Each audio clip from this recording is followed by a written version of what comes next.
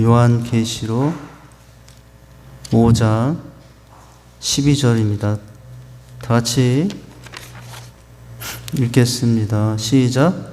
큰 음성으로 이르되 죽임을 당하신 어린 양은 능력과 부와 지혜와 힘과 존귀와 영광과 찬송을 받으시기에 합당하도다 하더라. 아멘. 한번 따라서 하십니다. 들은 만큼 행복해집니다. 들은 만큼 변화됩니다. 자, 이제 우리 예배학교 제 5강입니다. 5강에 이제 찬양은 예배의 꽃입니다 라는 주제로 이제 우리가 내용을 보고 있는 중이에요. 자, 오늘은 1번 찬양의 의미에 대해서 살펴보게 될 것이고요. 넘기시면은 찬양의 도구들에 대해서 살펴보게 됩니다. 자, 오늘 보면 찬양의 의미가 무엇이냐는 거죠. 우리가 지난 주간에는 시편 105편을 통해서 찬양 중에 임하실 주님은 어떤 분으로 우리에게 오시는가를 살펴보았어요. 자, 세 가지의 의미가 있습니다. 어떨 때 의미가 있어요? 예, 이럴 때 의미가 있는데 첫 번째, 자, 괄호 1번 찬양은 반응입니다.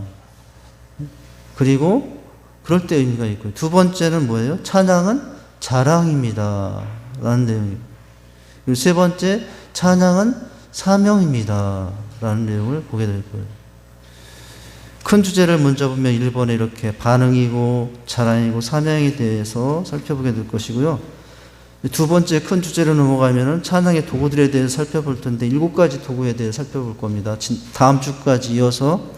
자, 첫 번째 찬양의 도구는 노래로, 그리고 두 번째는 지혜의 시로, 그리고 세 번째는 입술로 라는 내용이죠. 그리고 다음 주에 이어서 볼 내용이 네 번째는 악기로 라는 내용이에요. 악기로. 그리고 다섯 번째는 심령으로. 또 여섯 번째는 손을 들고 손으로. 또한 찬양의 도구가 있는데 춤을 추며 춤으로 라는 내용이에요. 자, 이렇게 다양한 모습으로 이제 찬양이 불려졌는데 이렇게 불려졌다는 사실을 우리가 이제 확인하게 됩니다. 그리고 또한 다시 자 1번으로 넘어오면 자, 내용을 보실까요? 자, 찬양은 반응이라는 거예요. 오늘 읽었던 우리 요한계시록 5장 12절 말씀을 다시 한번 읽어드리면 이렇게 말씀이 되어 있어요. 큰 음성으로 가로되 죽임을 당하신 어린 양이 능력과 부와 지혜와 힘과 존귀와 영광과 찬송을 받으시기에 어떡하더라고요? 합당하시도다. 이것이 바로 반응인 것이거든요. 네. 나를 위해서 죽임당하신 주님, 그 주님의 능력이 찬송받기에 합당하시고, 그 주님의 부유하심이 찬송받기에 합당하시고, 나를 구원하신 주님의 그 지혜에 대하여 높임 받으시고 찬양 받으시고 합당하시고, 이게 반응이잖아요. 주님의 존귀와 영광과, 그래서 그 모든 것을 통해서 찬송 받으시기에 주님은 합당하신 분입니다. 자, 이 반응이거든요. 우리가 오전에 말씀도 봤지 않습니까? 그래도 찬양하며 사는 이유라고 했어요. 에베소 1장 3절에서 6절까지의 내용이죠. 어떻게 반응한 것입니까? 무엇에 대해서 반응한 것이었죠? 찬양은 하나님이 주신 복에 대한 반응을 가지고 찬양하는 삶이 필요하다고 하지 않았습니까? 하나님이 주신 은혜와 복이 뭐예요? 복 중에 복이 뭐예요? 땅의 복이 아니라 하늘의 복을 이미 받은 사람이 되고, 또 더 나아가서는 택함을 받은 자가 되었고, 택함 받은 정도에서 끝나지 않고 그냥 종도 아니고 청지기도 아니라 아들로 택함을 받았고 자녀 삼으신 복. 네. 그런 복과 하나님의 행하심에 대해서 반응하는 것이 찬양이거든요. 그러면 그것을 깨달으면, 그런 정체성을 확인한 자가 되면 어떻게 하지 않을 수 없어요? 반응하지 않을 수 없어요. 예. 왜 반응이 없느냐? 하늘의 복을 받았는데 그 복이 뭔지를 몰라서 반응을 못하는 거예요. 택함을 받은 복이 얼마나 복 중에 복인데 그것을 알지 못하니 반응하지 못하는 거예요. 그 정도가 아니라 자녀가 되는 복, 자녀가 되는 복을 바라는데 그 복이 얼마나 놀라운지를 알지 못하니 반응하지 못하는 것입니다. 찬양은 반응이 되어야 되는 거예요. 자, 찬양은 뭡니까? 첫 문장 보면 찬양은 창조주. 어떤 창조주죠? 하늘의 복을 주신 창조주. 택함의 복을 주신 창조주. 자녀의 복을 주신 창조주잖아요. 거기에 지금 그 말은 빠져있지만 지금 제가 드린 이 세 가지의 하나님의 여러분들 얼마든지 만들어서 여러분들의 반응으로 하나님을 표현할 수 있어요. 저는 오늘 하나님을 세 가지의 모습에서 봤어요. 하늘의 복을 주신 하나님, 예, 택함의 복을 주신 하나님, 그리고 예, 자녀를 삼으신 하나님. 우리 권사님은 하나님은 어떤 분으로 고백을 하시겠습니까? 하나님은 나한테 살아계신 하나님이고, 네. 영원히 나와 함께 하시는 하나님. 아멘. 날마다 동행하신 하나님. 네, 아멘. 너무 감사합니다. 예. 지금 말씀하신 게 우리 권사님의 반응이에요. 예. 그러니 찬양하실 수밖에 없잖아요.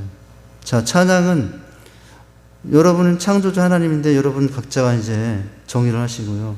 지금 제가 정의를 한 거 외에도 얼마나 많은 정의를 할 수 있습니까? 자, 찬양은 그 창조주 하나님을 향한 피조물의 자연스러운 반응이라고요. 너무 자연스러운 반응이에요. 예. 기계처럼 억지로 해야 되는 것이 찬양이 아니라 하나님의 은혜를 깨달으면 찬양하지 않을 수 없는 거예요.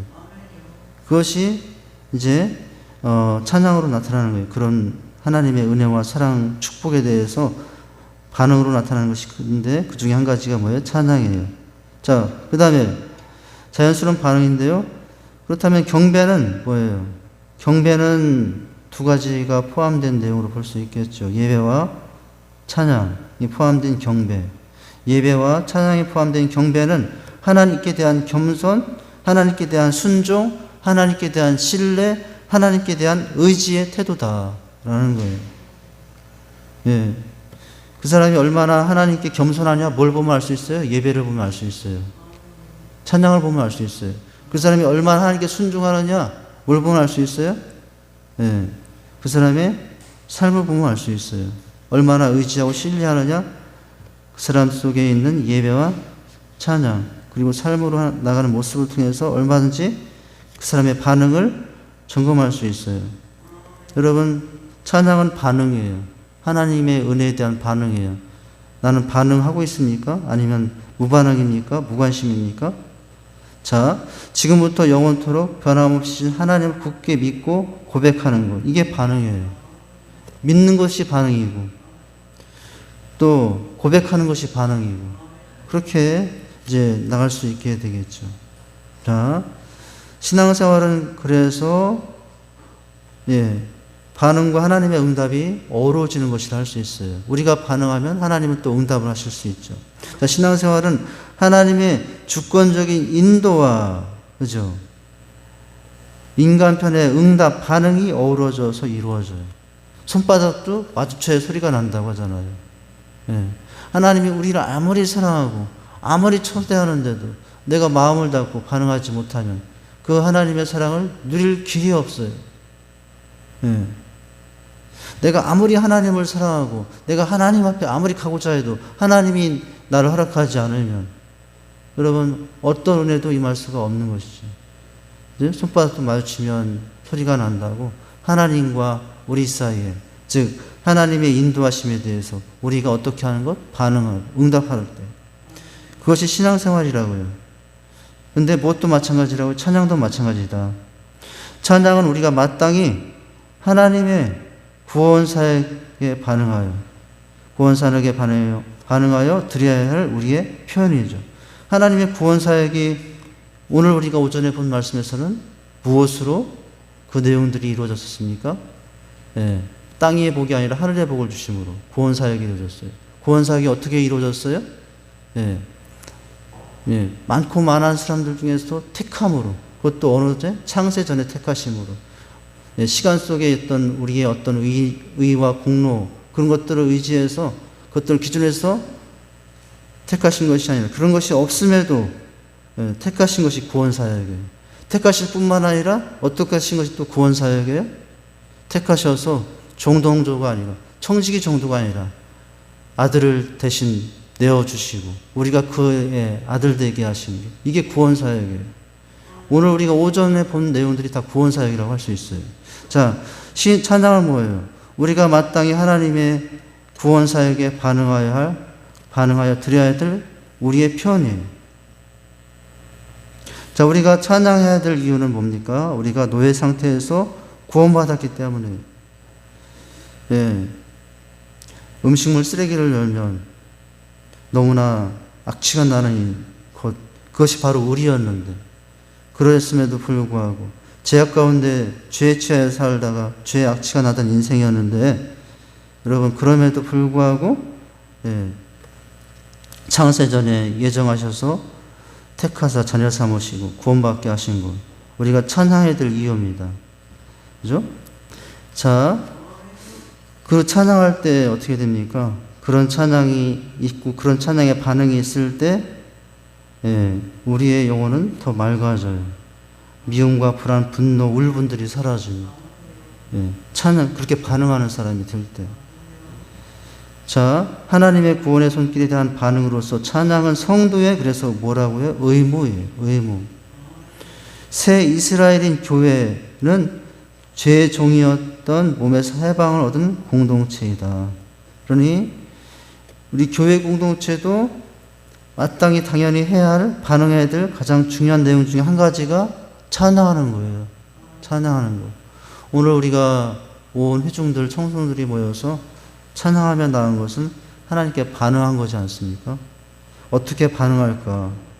어떻게 성도들과 반응할까? 이게 저의 항상 고민이에요. 예배 설교 준비하면서 그 모든 내용들은 어떻게 한 사람 한 사람 하나님께 반응하는 사람으로 세울까? 이게 항상 제 고민이에요. 어떤 곡을 선택하고 어떤 말씀을 통해서 어떤 내용들을 통해서 반응하게 할까? 이게 항상 고민이에요. 저 같은 경우는 어떻게 반응하게 할까 하면서 선곡을 이제 주일날 설교도 마찬가지예요. 저희가 주로 목요일날 선곡을 해서 찬양팀에게 이제 통보라고 보내드리는데 보통 월요일부터 본문과 함께 이제 선곡들이 다 되기 시작해요. 본문과 함께 찬양 선곡들이 됩니다. 본문 주제와 상관없이 그냥 부르고 싶은 찬양이 있어도 그 찬양 부를 수가 없어요. 이 찬양 너무 좋은 찬양인데 불러보고 싶은데 이번 주에 말씀이 그것이면 그것과 관련이 없으면 그것은 할 수가 없거든요. 그래서 항상 그런 반응을 목적으로 말씀을 정하고 어떻게 반응하게 할까를 통해서 찬양을 정하고 선곡을 하고 보통 선곡을 하고 이제 정리하는데 보통 한 반나절은 잡는 것 같아요. 물론 하나하나씩 정해갑니다. 월요일날은 이런 곡이 생각나고 화요일날은 이런 곡이 생각이 스쳐 지나가요. 그래서 그 중에서 여러 곡들 중에서 이 곡이 더 성도들이 반응하기 좋겠다라고 하면은 그 곡들을 이제 추립니다. 추려가지고 이제 정리를 하죠. 그래서 월요일날 제가 하루 종일 하는 일이 뭐냐면 목요일날 거의 하루 종일 하는 일이 뭐냐면은 새벽 예배 갔다 와서 책상에 앉자마자 그동안 생각했던 곡들 악보를 이제 정리를 하고 이제 이렇게 합니다. 보통 목요일날 하루 종일 하는 일이 뭐냐면은 선곡하는 거예요. 그냥 선곡하는 간단하게 이 곡 해야지 이 느낌으로 하는 게 아니고 가사를 보거든요. 또 가사도 곡조도 봐야 돼요. 우리 성도들이 힘들어할 것 같다. 그러면 좀 빼기도 하고 힘들어도 이건 꼭 해야 되겠다. 그러면 또 해요. 왜냐하면 그날 그 곡조, 그 가사 내용을 통해서 또 성도들이 반응할 수 있기 때문에 곡조를 통해서 반응도 하지만은 그 가사를 통해서 성도들이 반응하게도 되거든요. 자, 찬양은 이렇게 반응을 목적으로 해서 우리가 또 불려져야 되고 또 이제 그렇게 되어 가는 것이거든요. 찬양은 뭐냐? 반응이다. 라는 거예요. 자, 두 번째 찬양은 뭐라고 합니까? 자랑이에요. 내 자랑이 아니라 주님 자랑이겠죠. 자, 찬양은 누구 자랑이에요? 내 자랑이 아니에요. 여러분, 아까 말씀드렸잖아요. 노래와 찬양이 있다고. 근데 우리는 노래하는 사람이 돼야 되죠, 먼저는. 너무 삭막한 인간이 되면 안 되잖아요. 노래하는 사람이 돼야 돼요. 그런데 우리는 더 정확하게 말하면 노래하는 사람이 아니라 찬양하는 사람이라고 했어요. 왜 그렇다고 그랬습니까? 노래는 나를 중심으로 나를 향하여 하는 고백이에요. 근데 찬양은 하나님을 중심으로 하나님을 향하여 하는 고백이기 때문에 우리는 노래하는 사람이 아니라 그보다 한 단계 더 높은 찬송하는 사람이 되어야 되거든요. 송축하는 사람이 되어야 돼요. 그 찬양과 송축의 주된 내용 중에 한 가지는 주님 자랑이에요. 자, 이때에 말씀을 보시죠. 이때에 모세와 이스라엘 자손이 이 노래로 여호와께 노래하였으니 일렀을 때 내가 여호와를 찬송하리니 그는 높고 영화로우시며 말과 그 탄자를 바다에 던지셨습니다. 여러분, 이게 내 자랑입니까? 모세가 홍해바다를 건너고 이 시를 썼는데요. 이 찬양을 썼는데 내가 했습니다라는 게 아니에요. 홍해바다 여러분 걷는 게 사실 다 누가 해준 거예요? 하나님이 해주신 거잖아요. 그래서 여러분 그 홍해바다를 건너가자마자 미리암과 함께 소고치고 북치면서 하나님을 찬양하면서 기록한 내용이 찬양 출애굽기 15장의 내용인데요. 다시 제가 읽어드리면 지금 모세가 이 찬양한 게 누구 자랑입니까? 자, 이때 모세와 이스라엘 자손이 이 노래로 여호와께 노래하여 일렀을 때 내가 누구를 여호와를 찬송하려니 그는 뭐예요? 나는이 아니에요. 그는 높고 영화로우시며 말과 그 탄자를 바다에 던지셨나이다. 말과 그 탄자를 쫓아오는 애굽의 군대를 홍해바다에 수장시켰던 출애굽의 구원 사건을 이렇게 놀랍게 표현하고 있죠. 제가 사실은 주님 자랑이 이렇게 1절에서만 끝나는데요. 1절만 가지고는 이 주님 자랑이 더 드러나지 않더라고요. 출애굽기 15장 1절만 나왔지만 제가 찾아보니까 출애굽기 1장 2절에는 이렇게 나와 있어요. 바다에 던지셨나이다. 여호와는 나의 힘이요 노래시며 나의 구원이시로다. 그는 나의 하나님이시니 내가 그를 찬송할 것이요 내 아버지의 하나님이시니 내가 그를 높이리다. 여호와는 용사시니 여호와는 그의 이름이시다. 그가 바로의 병거와 그 군대를 바다에 던지시니 최고의 지휘관들이 홍해에 잠겼고. 여러분 끝까지 다 누구 자랑이에요? 그는 하나님 자랑이에요. 찬양은 다 사실은 누구 자랑해야 돼요? 하나님 자랑이에요. 우리는 찬양하면 지금 무엇을 하고 있는 중인 거예요? 하나님을 자랑하고 있는 거예요. 하나님께 영광을 돌리고 있는 거죠. 자, 좀 제가 개인적인 설명이 길었는데 그 유인물을 보시면 이렇게 나와 있습니다. 찬양을 뜻하는 구약의 히브리어 중 대표적인 것이 할랄이라고 하네요. 자, 할랄인데 이는 칭찬하다, 자랑하라는 뜻을 갖고 있대요. 찬양 자체의 뜻이 칭찬하다, 자랑하라는 뜻이 있다고 그러네요. 자, 찬양은 단순히 노래를 부르는 차원이 아니라 아까 노래 뭐라고 했어요? 자기를 중심으로 자기를 향한 고백이라고요. 그런데 찬양은 그게 아니라고요. 찬양은 단순히 그런 노래를 부르는 차원이 아니라 상대를 높이는 것, 즉 상대는 누구예요? 하나님을 높이는 거예요. 그것이 뭐예요? 찬송이에요. 찬송은 하나님을 향하여 하나님을 높이는 게 찬송이거든요. 자, 상대를 높이는 것입니다. 피조물로서 창조주를, 종으로서 주인을, 백성으로서 왕을, 자녀로서 아버지를 자랑한 것이 찬양입니다. 할렐루야. 이 자랑을 어떻게 하라고 했냐면은 거기 시편 113편 3절 그 말씀만 있는데 찾아보면 이런 말씀이 해 뜨는 데부터 해 지는 데까지 하나님을 자랑하려고 온 세상 팔방 다 다니려고 해 뜨는 데부터 해 지는 데까지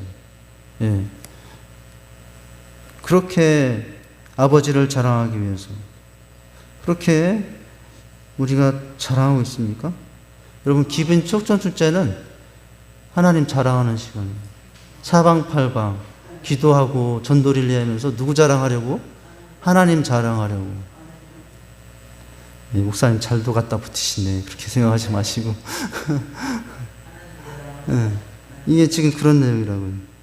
자, 그리고 시편 119편에 보면은 어떻게 자랑하느냐? 그 하루에 7번씩 자랑하리라. 거기 이제 찾아보면 그런 게 나오는데요. 하루에 7번씩 난 하나님 자랑하리라. 근데 여러분 7번이라는 것은 완전수의 개념이 있거든요. 딱 7번, 여덟 번째는 절대로 안 해. 이게 아니고 나는 7번씩 하나님을 자랑하리라 하는 것은 무한 반복, 완전히 영원히 이런 의미가 있는 표현이거든요. 하나님 아버지를 자랑하는 것, 예, 우리가 그렇게 해 뜨는 데부터 해지는 데까지 우리가 다니면서 외쳐야 될 건 하나님 자랑이에요. 자, 그 밑에 설명이 되어 있네요. 출애굽기 15장 1절은 홍해를 건너게 하신 하나님의 능력을 자랑하는 구절입니다. 이 노래는 일명 모세의 노래로라고도 불리는데 하나님을 향한 억제할 수 없는 기쁨과 감사를 시적으로 표현합니다.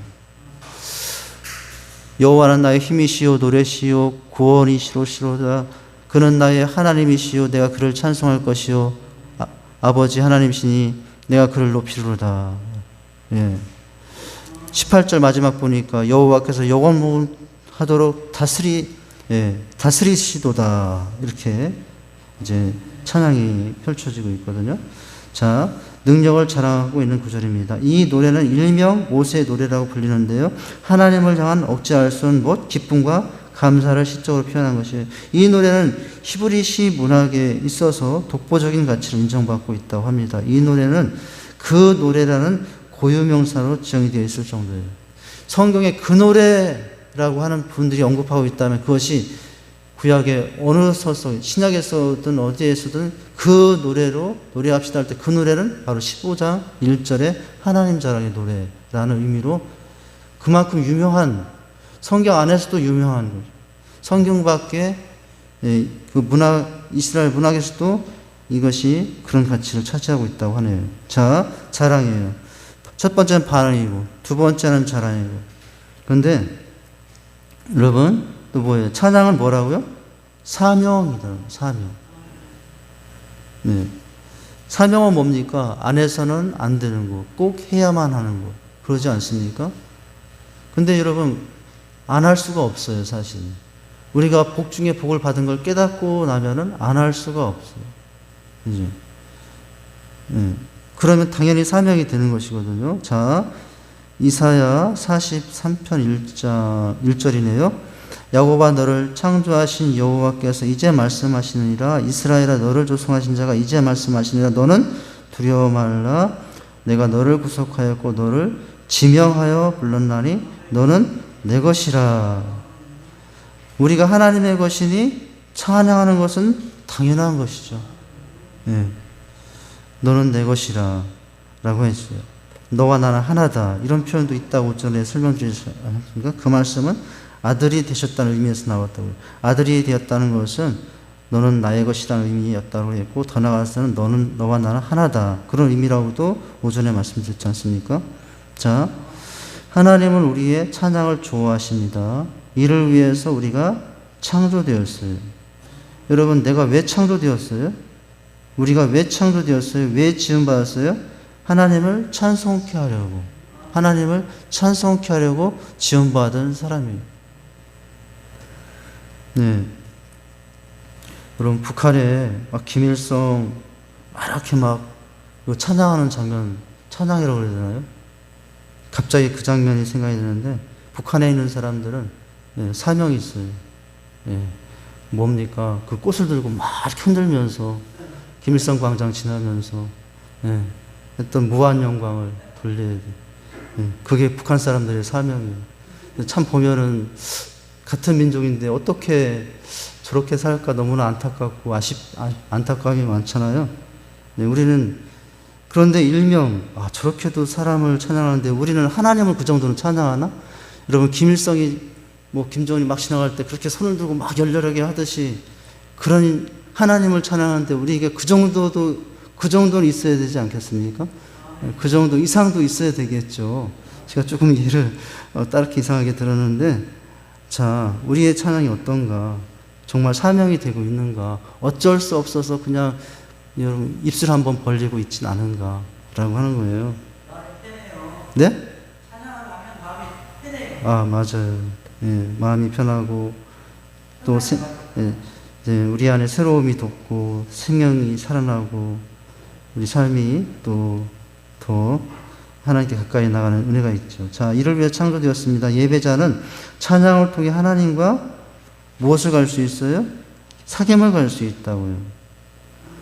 예. 여러분, 옛날에 연애할 때 노래가 있었어요. 남자는 그 여자에 대한 노래가 있었어요. 연애할 때, 지금 말고. 연애할 때, 예, 여자도 남자에 대한 노래가 있었어요. 예, 나름대로. 예, 환상적인 노래가, 곡조가 있었어요.